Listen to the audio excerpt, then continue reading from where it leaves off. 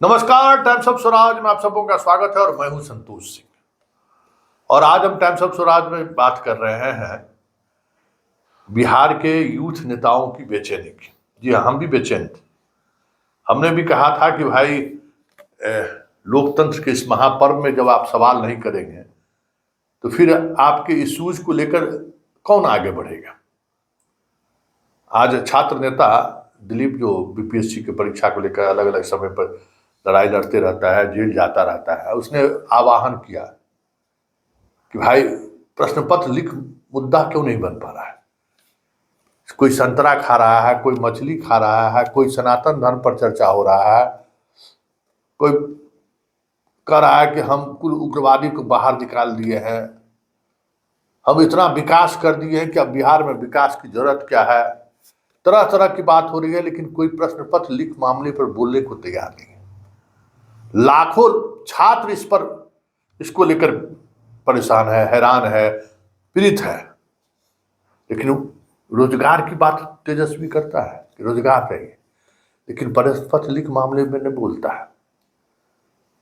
कह भाई, तो दिलीप का बड़ा दर्द हुआ। दिलीप को बताइए, इसको मुद्दा बनाइए आप लोग। एक दिन कहीं ट्विटर पर ट्रेंड कीजिए, सब छात्र सब कहा गया, ट्रेंड करते सब भाग गया। तो दिलीप भले ही आज सवाल खड़ा किया है, लेकिन उन सवालों के पीछे का सवाल ये भी है कि यूपी एसटीएफ ने सिपाही प्रश्न पत्र लीक मामले का जो मास्टरमाइंड रवि अत्री है उसको गिरफ्तार किया है। और उस गिरफ्तारी के बाद जो पूछताछ हुई है उसमें अतुल वत्स बिहार, विकास चौरसिया, कई नाम आए हैं, गुप्ता, सब लोगों का नाम आया कि क्या नेटवर्क है पूरे देश में प्रश्न पत्र लीक मामला हो और उसमें बिहार से उसका रिश्ता नहीं जुड़ी, कैसे संभव है। नौगछिया में वो पुलिस को पकड़ के ले गया था, एगो डॉक्टर को पकड़ के ले गया फुलवारी शरीफ में। मतलब बहुत बड़े स्तर पर बिहार में इसको लेकर नेटवर्क चल रहा है। और इस नेटवर्क का संरक्षण आईएएस लॉबी के भी कुछ अधिकारी हैं जो दे रहे हैं, बड़े बड़े कोचिंग संस्थान वाले भी लोग हैं जो दे रहे हैं, मंत्री भी दे रहे हैं। तो फिर स्वाभाविक है कि कार्रवाई कैसे होगी।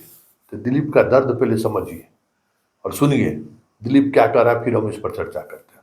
अभी लोकसभा चुनाव का समय है और तरह तरह के मुद्दे अभी उठाए जाते हैं नेताओं के द्वारा, लेकिन पेपर लीक का मुद्दा एक बार भी कोई नेता नहीं उठा रहे हैं। चाहे सत्ता पक्ष हो या विपक्ष, कोई भी नेता पेपर लीक के मुद्दे को नहीं उठा रहे हैं। आखिर ऐसा क्यों हो रहा है, जबकि आप सभी जानते हैं कि पेपर लीक जो है वो सबसे बड़ी समस्या है युवाओं के लिए। बेरोजगार युवाओं के लिए सबसे बड़ी समस्या पेपर लीक है और पेपर लीक से लाखों करोड़ों युवाओं के कैरियर का मर्डर होता है। लेकिन फिर भी पेपर लीक का मुद्दा कोई भी नेता नहीं उठा रहे हैं चुनाव में। जब विपक्ष में रहते हैं लोग तो एक दो लाइन बोल के निकल जाते हैं, सरकार में रहते हैं तो कोई कार्रवाई नहीं। पेपर लीक में संलिप्त बड़े बड़े कोचिंग शिक्षक, नेता, अधिकारियों को बचा लिया जाता है। आखिर ऐसा क्यों होता है। कोई भी पार्टी, कोई भी नेता, चाहे सत्ता पक्ष का हो या विपक्ष का हो, पेपर लीक के खिलाफ सड़क पे कोई आंदोलन क्यों नहीं करते। आप बता दीजिए, एक भी नेता का नाम बता दीजिए जो पेपर लीक के खिलाफ सड़क पे कोई आंदोलन किए हो। नहीं मिलेगा आपको, कोई नेता, कोई पार्टी नहीं। आखिर ऐसा क्यों होता है, ये बहुत बड़ा सवाल है कि क्यों कोई नेता पेपर लीक को चुनावी मुद्दा नहीं बना रहे हैं। क्यों कोई नेता, चाहे विपक्ष में हो या सत्ता पक्ष में हो, पेपर लीक के खिलाफ कभी सड़क पे आंदोलन नहीं करते।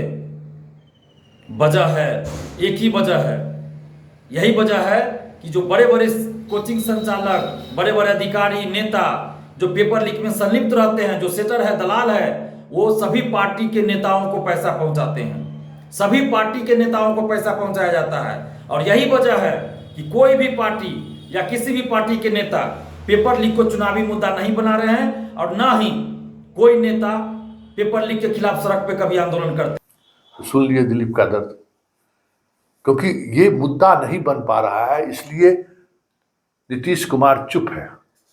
ये मुद्दा नहीं बन पा रहा है इसलिए आर्थिक अपराध इकाई ठहर गया है अनुसंधान उसका।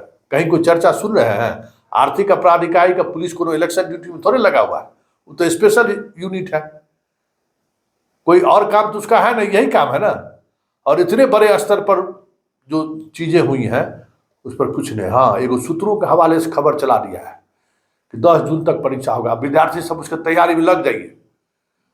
सवाल करने के बजाय आप तैयारी शुरू कर दीजिए, इसी तरीके से फंसा देगा। फिर प्रश्न पत्र में जो होगा, अपना जो सॉल्वर गैंग अपना जितने लोगों को बहाल करना होगा बहाल करते रहिए। आप ठन ठन भोपाल लेके रोते रहिएगा, फोन करते रहिएगा कि सर फर्जी बहाली हो गया, सर देखिए ना एक ही गांव में 10 गो मास्टर बन गया।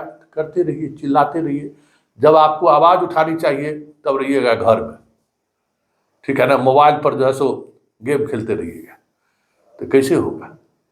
जब यूपी पुलिस इस तरीके की कार्रवाई में बिहार के लोग कहाँ कहाँ शामिल हैं उसका खुलासा करके लगातार रेड कर रहा है, बाप बेटा जो यहाँ पर पटना गैंग का है वो गिरफ्तारी भी हुई है, उसको लेकर नए सिरे से जांच कर रही है। और हमारा आर्थिक अपराध इकाई हाथ पर हाथ दिए बैठे हुए है, फिर भी हम सुकून से बैठे हुए हैं, इस उम्मीद से कि हमारा भी सेटिंग हो जाए तो हम मास्टर बन जाए, हमारा भी सेटिंग हो जाए तो हम दरोगा बन जाए, हमारा भी सेटिंग हो जाए तो हम डीएसपी बन जाए। मतलब लग यही रहा है कि अब हम पढ़ाई लिखाई छोड़ के इस सेटिंग के चक्कर में रहते हैं कि कुछ सेटिंग हो जाए कि हम भी बन जाए। हल्ला करने से क्या, दिलीप बेवकूफ़ है, दिलीप इसी आवाज़ उठा देता है, बार बार आके घर पर कोई मुद्दा उठा देता है कि मुद्दा बनाइए। कैसे मुद्दा बनेगा भाई, जरूरत क्या है मुद्दा बनाने का, सब खुश है, सब इसी तैयारी में है कि भाई उसका नहीं हुआ इस बार हमारा ही हो जाए, कोई सर्वर गैंग सबको पर्चे हो जाए। अरे पैसे नहीं देना है, बाबूजी कहेंगे जमीन बेच के दे दीजिए, बाबूजी दे देंगे, उतना से तिलक में वसूलिए लेंगे। तो ऐसे में दिल्ली में कहाँ से तुम्हारा मुद्दा बनेगा।